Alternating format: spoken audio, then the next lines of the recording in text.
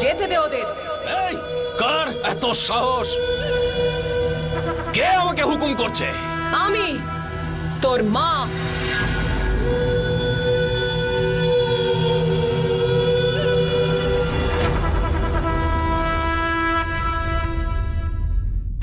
আমি বলছি ওদের ছেড়ে দাও। আপনি আমাদের বাঁচিয়েছেন, আপনার এই দয়া আমরা কোনোদিন ভুলবো না। যাও এখান থেকে। এই দাঁড়াও, যদি এক পাও এগো তাহলে উপরে পাঠিয়ে দেবো। শুনতে পেলি? এই পুরো গ্রামে আগুন লাগিয়ে দেবো, সবাইকে মেরে ফেলবো আমি, বুঝেছিস? আরে কোথায় নিয়ে যাচ্ছ আমায় রানী ইরাবতী? এই এই বাদশার উপরে কারো হুকুম চলে না, শুনতে পেলে? কে বলেছে তোমাকে এখানে আসতে? চলে যাও এখান থেকে, যাও। এই মেয়েগুলোর সামনে তুমি আমাকে অপমান করলে। স্বয়ং আমার কথাটা শোন তুই। শুনবো না। শুনতে হবে তোকে আমার কথা, আমার কথা শুনতেই হবে তোকে। প্রহরী, নেশা কাটানোর ঔষধি খাওয়া ওকে এক্ষুনি। এই ছাড়ো আমাকে, ছাড়ো।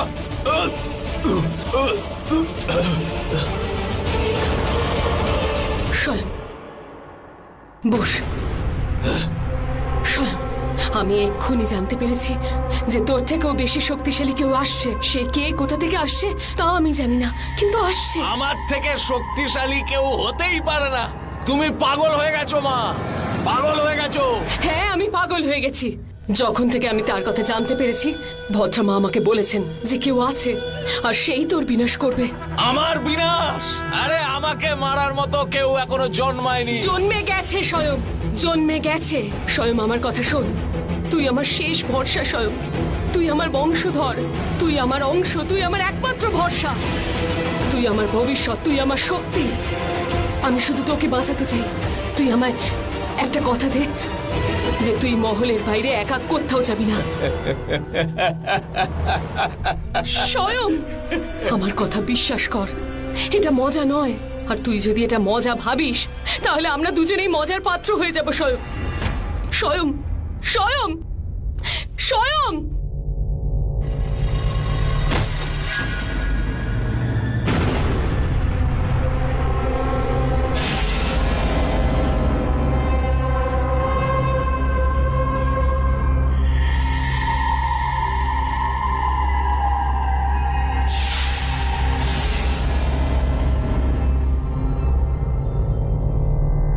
আমি জানি তুই অজেয় অমর, কিন্তু এটা বুঝতে পারছি তোর শক্তি তোর অহংকার হয়ে গেছে। তাই তোর মনে হয় যে তুই সর্বশক্তিমান, সবচেয়ে শক্তিশালী। তোর মতন শক্তিশালী কেউ নেই না স্বয়ং। এখন আর সেরকম নয়, তোর মতন কেউ এসে গেছে। আমি তোর মা, তোকে কোনো বিপদের মুখে আমি ঠেলে দেব না। তাই এই অদৃশ্য ঘণ্টা তোর পায়ে আমি বেঁধে দিলাম। এবার তুই যেখানেই যাবে আমি জানতে পেরে যাব। এর মাধ্যমে আমি সেই নতুন রাক্ষসের কাছে পৌঁছে যাব। প্রহরী, ওকে মহলে নিয়ে যাও, আমি জঙ্গলে যাচ্ছি।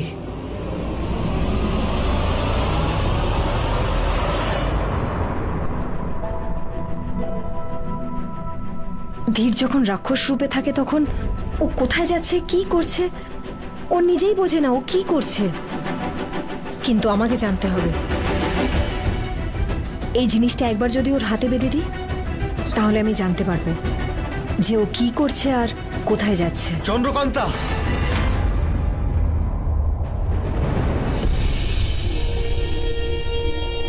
তুমি ঠিক আছো, তুমি ঠিক আছো, তোমার কিছু হয়নি, তুমি ভালো আছো। তুমি কি জানো কতটা ভয় পেয়েছিলাম আমি? তোমায় অনেক জায়গায় খুঁজেছি, গ্রামবাসীদের জিজ্ঞেস করায় ওরা বললো কোনো রাক্ষস এসেছে, হয়তো তোমার উপরে আক্রমণ করেছে। তারপর সারা জঙ্গলে তোমায় খুঁজেছি, তোমাকে আমি কোথাও পাইনি। ভাবলাম ওই রাক্ষস তোমায় তুলে নিয়ে গেছে, সেটা ভেবে আমি রেগে গিয়েছিলাম। আমার মনে হচ্ছিল ওই রাক্ষসটাকে ধরে ওকে প্রাণে মেরে ফেলি আমি। ধীর, ধীর, এই তো আমি, আমার কিচ্ছু হয়নি, আমি একদম সুস্থ আছি। আর আমরা দুজনেই সুস্থ আছি, কিচ্ছু হয়নি। তুমি জানো ওই রাক্ষসটা জঙ্গলের কতটা ক্ষতি করেছে? আমাদের গ্রামবাসীরা খুব বিপদে আছে চন্দ্রকান্তা।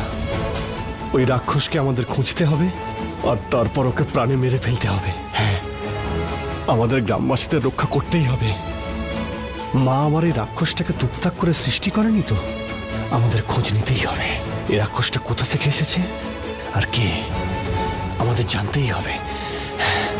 প্রাচীন বইগুলো থেকে খুঁজতে হবে। ধীর, ওটা কোনো নতুন রাক্ষস নয়। ধীর, এটা তুমি কি করে জানলে যে ওটা নতুন কোনো রাক্ষস নয়? আমি জানি ধীর, ওই রাক্ষসটা হলো স্বয়ং। ওই সময় অন্ধকার ছিল যখন গ্রামের লোকেরা ওকে খুঁজছিল, তাই আমিও ভাবলাম হয়তো অন্য কেউ। কিন্তু আমি যখন ওর পিছু করলাম তখন জানতে পারলাম ওটা স্বয়ং। স্বয়ং? ধীর, তুমি শান্ত হও, বসো এখানে, আমি তোমার ক্ষত পরিষ্কার করে দিচ্ছি।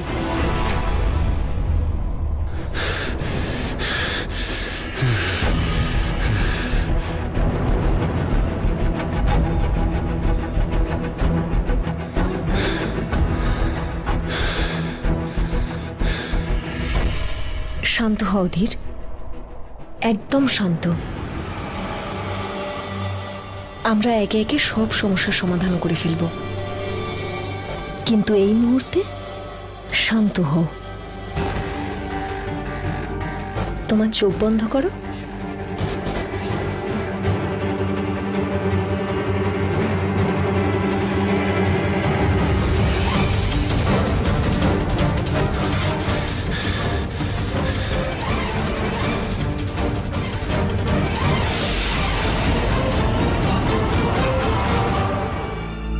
ক্ষমা করো ধীর, আমি তোমায় মিথ্যে বললাম, কিন্তু সত্যিটাও বলতে পারবো না যতক্ষণ না এটা জানতে পারছি যে তোমার শক্তিকে সঠিক দিকে সঠিক প্রয়োগ কি করে করা যায়। আমি তোমায় কিচ্ছু বলতে পারবো না।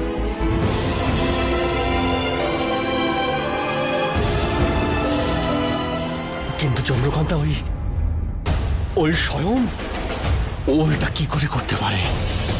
ও এইরকম করতে থাকলে পুরো পৃথিবী তো ধ্বংস হয়ে যাবে। ধীর, এই মুহূর্তে আমার রাক্ষসের থেকে বেশি ওদের আমায় বাঁচাতে হবে। আর ভদ্রামা ইরাবতীর কাছে বন্দী আছে। যদি ওনাকে না বাঁচাই তাহলে ইরাবতী ওনাকে মেরে ফেলবে। তাহলে চলো ওকে নিয়ে আসি। না না, এখন নয়, এখন তুমি বিশ্রাম করো। আমরা কালকে সকালে যাব। কাল সকালের জন্য তোমার নিজের শক্তি বাঁচিয়ে রাখো। কাল সকালে তোমার শক্তির খুব দরকার হবে।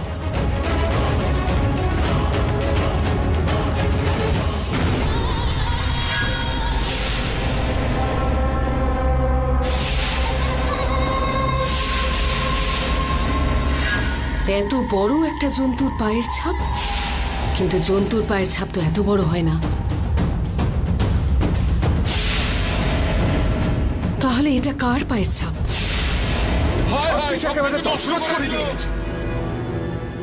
কারা যেন আসছে, কেউ যেন আমায় দেখে না ফেলে।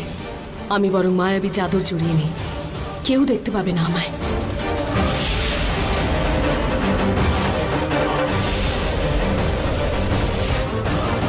রানী ইরাবতীর অত্যাচারে অতিষ্ঠ ছিলাম, আবার নতুন কোন জন্তু এসে উপস্থিত হলো। কোন জন্তুর কথা বলছে ওরা? এত বড় একটা জন্তু এর আগে কখনো দেখিনি। জন্তু কম, রাক্ষস বেশি মনে হচ্ছিল। অত্যন্ত ভয়ঙ্কর, রানী ইরাবতীর থেকেও বেশি। আমাকে এখনো ওরা ভয় পায়, কিন্তু ওরা কোন জন্তুর কথা বলছে? না না, ও কোনো সিংহই ছিল। পায়ের ছাপ দেখে তো তাই মনে হচ্ছে। তাহলে কি ভদ্রমা এই সিংহের কথাই বলছিলেন? ওটা কোনো সিংহ ছিল না, ওটা একটা বিশাল রাক্ষস ছিল। মনে হচ্ছিল ওটা রাজকুমার স্বয়মেরই আরেকটা রূপ। কি জানি, রানী ইরাবতীও তো ছদ্মবেশে আমাদের ভয় দেখাতে পারেন, কিংবা কোনো মহিলাও ওই রাক্ষসের রূপ ধরেছে। সেই মহিলা আবার চন্দ্রকান্তা নয় তো? না না, ও পুরুষই ছিল।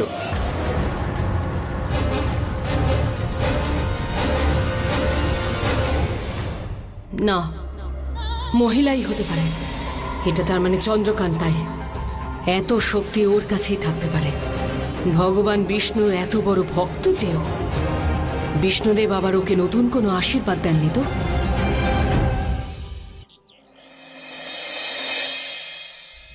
ধীর, ধীর, কোথায় গেলে তুমি?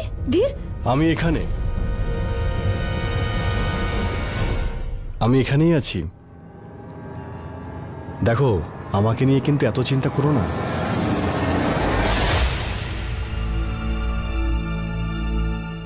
কি দেখছো? কোথায় চোট আছে আমার? আস্তে আস্তে সবই ঠিক হচ্ছে, দেখো। আর আমার ব্যথাও আস্তে আস্তে কমে আসছে। সেই জন্যই তো এত সকাল সকাল আমি উঠে পড়েছি। আর তুমি জানো আমি কি করেছি? এত সকালে উঠে আর এই ফলগুলোকে আমি আমার স্ত্রীর জন্য কেটে সাজিয়ে ফেলেছি। এগুলো খাও আর ঘুমিয়ে পড়ো। ঘুমোবো? এখন কি করে ঘুমোবো? আমাদের তো মেয়ে গুমানকে বাঁচাতে যাওয়ার কথা ছিল। আমরা না, শুধু আমি যাব শুধু। তুমি একটু বিশ্রাম করবে আর দেখো একদম নড়বে না। তুমি তো জানোই ওই মহলে খুব বিপদ রয়েছে, তাই আমি তোমাকে ওখানে নিয়ে যাব না। আরে এভাবে তুমি আমায় একা ফেলে যেতে পারো না, আমাকে নিয়ে যেতেই হবে। তুমি যদি এভাবে একা যাও, তোমার যদি কিছু হয়ে যায় তাহলে? তাহলে কি? মানে কিছু না, আমাকে তোমার সঙ্গে নিয়ে যেতেই হবে। ব্যাস। দেখো চন্দ্রকান্তা, তুমি জেদ করো না। দেখো তুমি কিন্তু এখন একা নও, এখন তোমার গর্ভে একটা প্রাণ রয়েছে। আর তোমাকে ওখানে নিয়ে গিয়ে তোমাদের দুজনকে আমি বিপদে ফেলতে পারবো না। আর যদি তোমার কিছু হয়ে যায়? আর তোমার যদি কিছু হয়ে যায় তাহলে? দেখো যা হওয়ার ছিল সে তো হয়েই গেছে।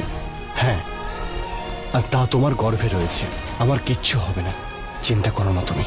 আমি আমার মহলে যাচ্ছি, যেখানে আমি বড় হয়েছি। ওই মহলের প্রত্যেকটা জায়গা আমি চিনি। তুমি চিন্তা করো না, ওদের দুজনকে খুব সহজেই আমি ছাড়িয়ে নিয়ে আসবো।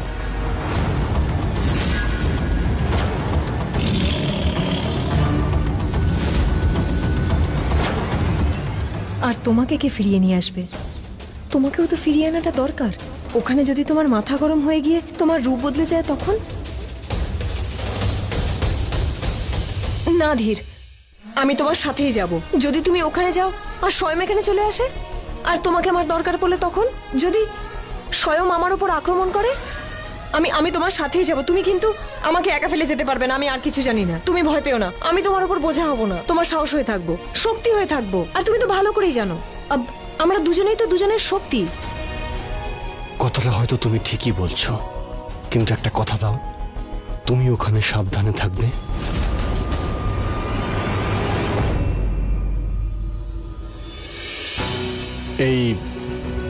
এই হলো সেই পায়ের ছাপ, কিন্তু এটা দেখে মনে হচ্ছে না যে এটা স্বয়মের পায়ের ছাপ। এটা কোনো পশুর পায়ের ছাপ বলে মনে হচ্ছে।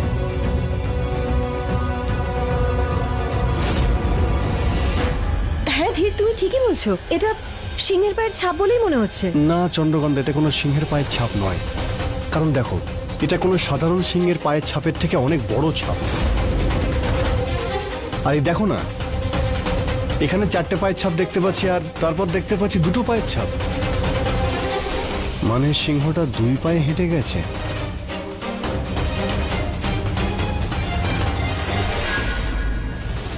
না, আমি ধীরকে গুণাক্ষরেও জানতে দেব না যে এই পায়ের ছাপ ওরই। ধীর, আমরা যে কাজের জন্য এসেছি প্রথমে সেটা সেরে ফেলি, নয়তো ইরাবতী মেঘ আর উমাংকে মেরে ফেলবে। চলো ধীর, তাড়াতাড়ি চলো, সময় নষ্ট করা যাবে না, ওদের বাঁচাতে হবে। এগুলো আমরা পরেও করতে পারবো। ঠিক বলছো তুমি, চলো।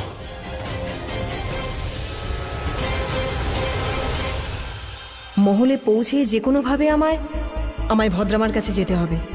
উনি ওই বইটা সম্বন্ধে নিশ্চয়ই জানেন, যার শেষের পাতা পেলাম না। উনি নিশ্চয়ই জানেন ওটা কোথায় আছে। আমাকে যত তাড়াতাড়ি সম্ভব ওই উপায় খুঁজে বের করতে হবে। ধীর সন্দেহ করছে, আমি বেশিক্ষণ আর ওর থেকে সত্যি লুকিয়ে রাখতে পারবো না। কি ভাবছো তুমি? কখন থেকে জিজ্ঞেস করছি, যদি আমাদের ছেলে হয় তাহলে কি নাম রাখবে, আর যদি মেয়ে হয় তাহলে তার নাম কি রাখবে তুমি?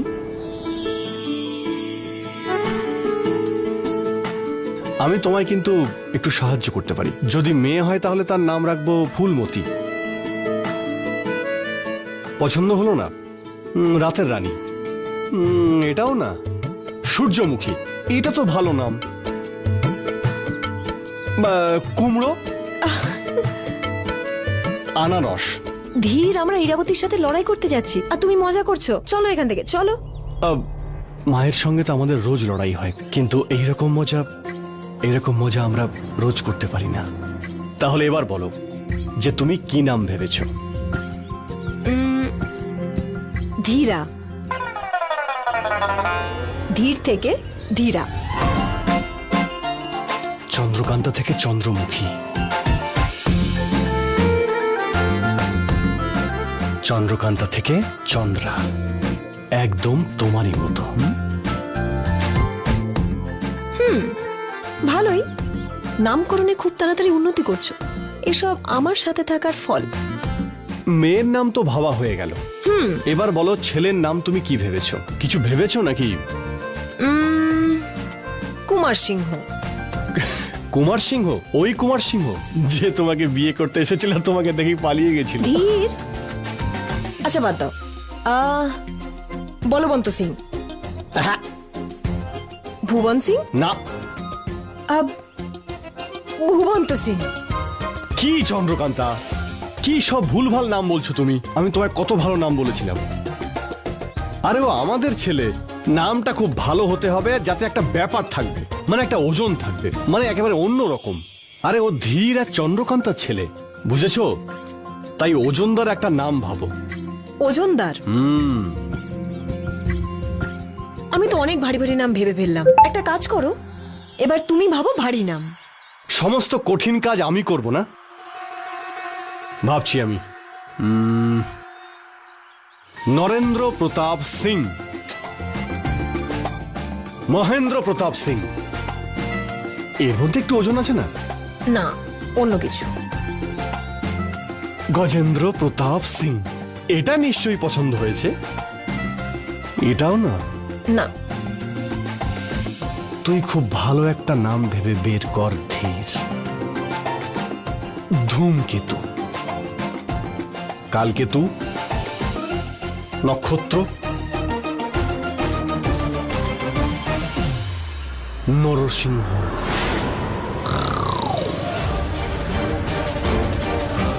আমার ছেলের নাম হবে নরসিংহ। এবার বলো কেমন লাগলো নামটা?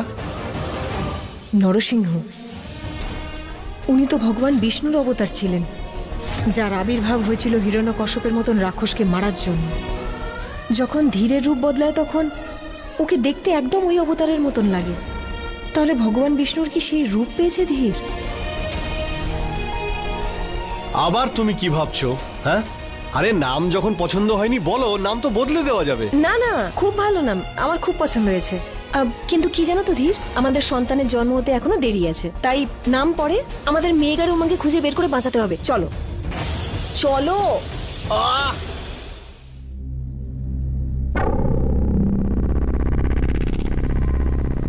উমং!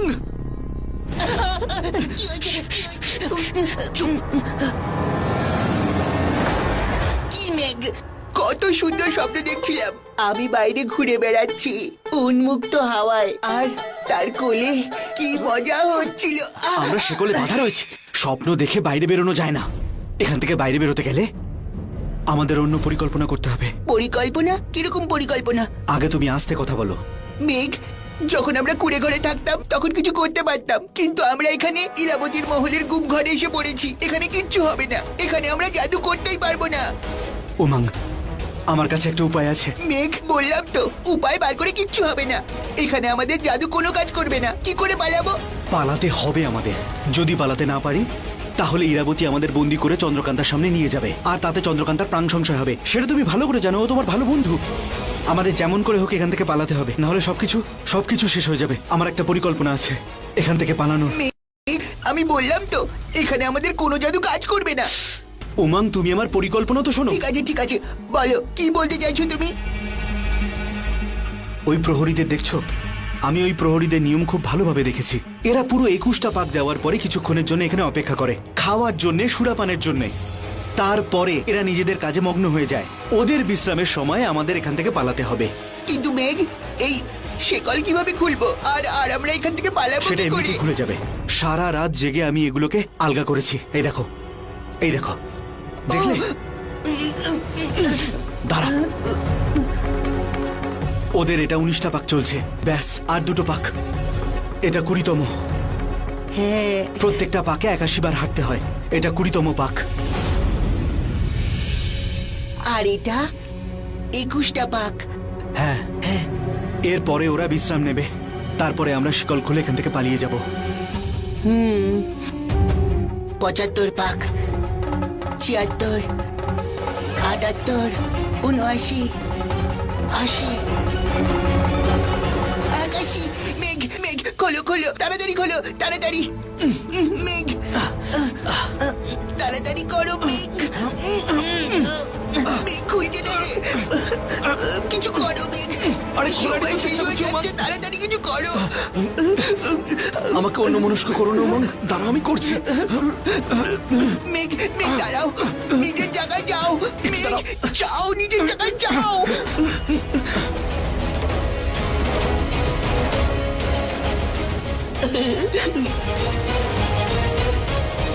আবার এদের 21টা পাক হওয়ার পর আমরা চেষ্টা করবো উমং। কাঁদছো কেন তুমি? সব ঠিক হয়ে যাবে। কি মেঘ, এই কথাটা তো তুমি আমায় আগেই বলতে পারতে।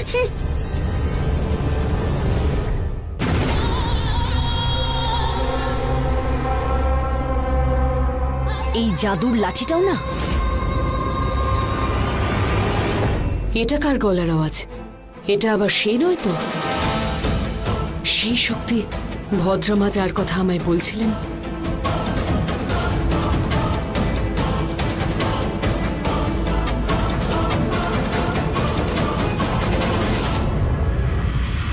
ও এখানে কি করছে?